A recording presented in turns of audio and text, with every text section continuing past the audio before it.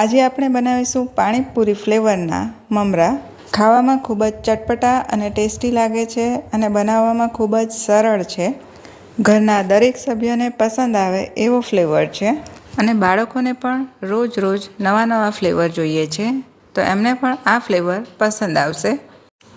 તો ચાલો પાણીપુરી ફ્લેવરના મમરા બનાવવાનું શરૂ કરીએ। પાણીપુરી ફ્લેવરના મમરા બનાવવા માટે અહીં મેં 1 કપ જેટલો ફુદીનો લીધો છે અને 1 કપ જેટલા ધાણા લીધા છે। હવે આપણે મમરામાં ઉમેરવા માટેનો એક મસાલો તૈયાર કરી લઈએ। હવે એક ડીશમાં અડધી ચમચી જેટલો સંચળ પાવડર, અડધી ચમચી જેટલો જલજીરા પાવડર, અડધી ચમચી જેટલો શેકેલા જીરાનો પાવડર, અડધી ચમચી જેટલો ચાટ મસાલો, અડધી ચમચી જેટલું મીઠું, 1 ચમચી જેટલી દળેલી ખાંડ અને 5 ચમચી જેટલો આમચૂર પાવડર ઉમેરીશું।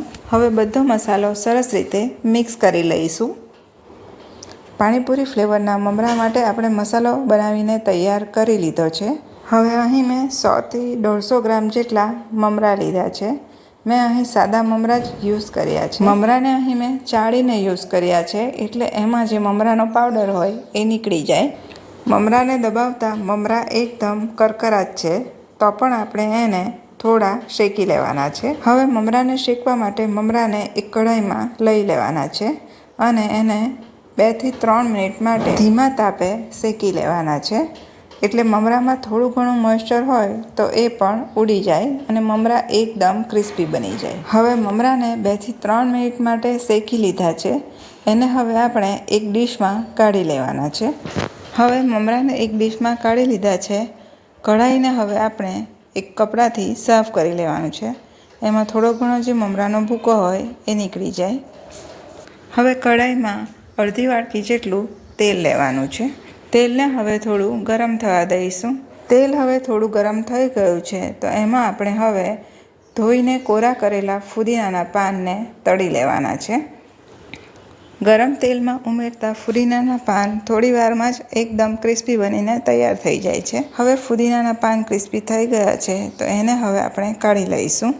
એ જ રીતે હવે લીલા ધાણાને પણ તળીને ક્રિસ્પી કરી લઈશું। ધાણા અને ફુદીનાને ધોઈને થોડા કોરા કરી લેવાના છે। તેલમાં હવે બબલ્સ આવતા ઓછા થઈ ગયા છે। ધાણો હવે ક્રિસ્પી થઈ ગયો છે, તો એને હવે આપણે કાઢી લઈશું। એ જ રીતે બીજો ધાણો પણ તળી લીધો છે। હવે તેલમાં અહીં મેં 3 લીલા તીખા મરચાં ઉમેર્યા છે। મરચાંને પણ હવે થોડા ક્રિસ્પી થાય ત્યાં સુધી તળી લેવાના છે। મરચાં હવે થોડા ક્રિસ્પી થઈ ગયા છે, તો એને પણ હવે આપણે કાઢી લઈશું। હવે તેલમાં થોડા કઢી પત્તા ઉમેરીશું। કઢી પત્તાને પણ એકદમ ક્રિસ્પી થાય ત્યાં સુધી તળી લેવાના છે। કઢી પત્તા તરત જ ક્રિસ્પી થઈ જાય છે, તો એને હવે આપણે કાઢી લઈશું અને એને મમરામાં ઉમેરી દઈશું। હવે તેલમાં 2 મોટા ચમચા જેટલા સિંગદાણા ઉમેરીશું। સિંગદાણાનો કલર થોડો ચેન્જ થાય અને ફૂટવાનો અવાજ આવવા લાગે ત્યાં સુધી એને તળી લેવાના છે। સિંગદાણા હવે તળાઈ ગયા છે, તો એને પણ હવે આપણે કાઢી લઈશું અને મમરામાં ઉમેરી દઈશું।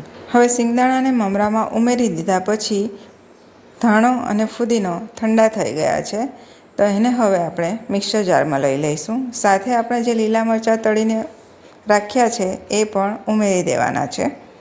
હવે ધાણો, ફુદીનો અને લીલા મરચાંને ક્રશ કરીને એની એક પેસ્ટ બનાવીને તૈયાર કરી લીધી। આપણે જે રીતે પાણીપુરીનું પાણી બનાવીએ છીએ તેમાં ધાણા ફુદીનાની પેસ્ટ ઉમેરીએ છીએ, એ જ રીતે આમાં પણ આપણે તળેલા ધાણા ફુદીનાની પેસ્ટ ઉમેરીશું। હવે સારી રીતે મિક્સ કરવા માટે મમરાને આપણે એક મોટી ડીશમાં લઈ લઈશું। એમાં હવે આપણે જે બનાવીને તૈયાર કરી છે એ પેસ્ટ ઉમેરી દઈશું। સાથે આપણે જે બનાવીને તૈયાર કર્યો હતો એ મસાલો ઉમેરી દઈશું। બનાવેલો મસાલો આપણે થોડો થોડો જ ઉમેરવાનો છે, એકસાથે બધો નથી ઉમેરી દેવાનો। હવે પેસ્ટ અને મસાલાને મમરા સાથે સારી રીતે મિક્સ કરી લેવાનું છે। પેસ્ટને મમરા સાથે આ રીતે હળવા હાથે મસળતા જઈને મિક્સ કરી લેવાનું છે, એટલે પેસ્ટ મમરા સાથે સરળતાથી મિક્સ થઈ જશે। બધું બરાબર મિક્સ કર્યા પછી મમરાને થોડા ટેસ્ટ કરી લેવાના છે। જો મમરામાં મસાલો ઓછો લાગે તો આપણે જે મસાલો બનાવીને તૈયાર કર્યો છે એ થોડો ઉમેરી દેવાનો છે। હવે કઢાઈમાં 2 ચમચી જેટલું તેલ ઉમેરવાનું છે।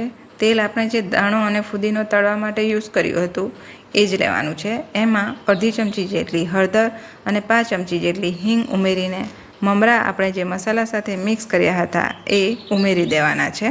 હવે મમરાને સારી રીતે મિક્સ કરી લેવાનું છે અને એને 1 મિનિટ માટે ફરીથી શેકી લેવાનું છે. ફરીથી 1 મિનિટ માટે શેકવાનું કારણ એ છે કે આપણે એમાં ધાણા અને ફુદીનાની પેસ્ટ ઉમેરી છે. એમાં જો થોડું ઘણું પણ મોઇસ્ચર હોય તો એને આ રીતે શેકતા એમાંથી મોઇસ્ચર ઉડી જાય અને મમરા લાંબો સમય સુધી ક્રિસ્પી રહે. મમરાને હવે 1 મિનિટ માટે સરસ રીતે શેકી લીધા છે. મમરા હવે એકદમ ક્રિસ્પી થઈ ગયા છે. એને હવે આપણે સર્વ કરીશું. આ મમરાને તમે એરટાઇટ ડબ્બામાં 10થી 15 દિવસ માટે રાખી શકો છો. એનો ટેસ્ટ એકદમ એવો જ રહે છે. આ મમરાને તમે સેવ ઉમેરીને ખાઈ શકો છો. તેની સાથે ખાવામાં એ ખૂબ જ ટેસ્ટી લાગે છે. અહીં મેં સેવ નથી ઉમેરી. આ મમરા સેવ ઉમેરવા વગર પણ ખૂબ જ ટેસ્ટી લાગે છે. આ મમરાને તમે એરટાઇટ રાખશો તો એનો ટેસ્ટ એવો ને એવો જ સચવાયેલો રહેશે. વિડીયો અને રેસિપી સારા લાગ્યા હોય તો વિડીયોને લાઇક કરીને રેસિપીને શેર કરવાનું ના ભૂલશો. અને મારી ચેનલ પર નવા હો તો ચેનલને જરૂરથી સબસ્ક્રાઈબ કરજો. ફરી મળીશું નવા વિડીયો અને નવી રેસિપી સાથે. ત્યાં સુધી આપ સ્વસ્થ રહો અને મસ્ત રહો.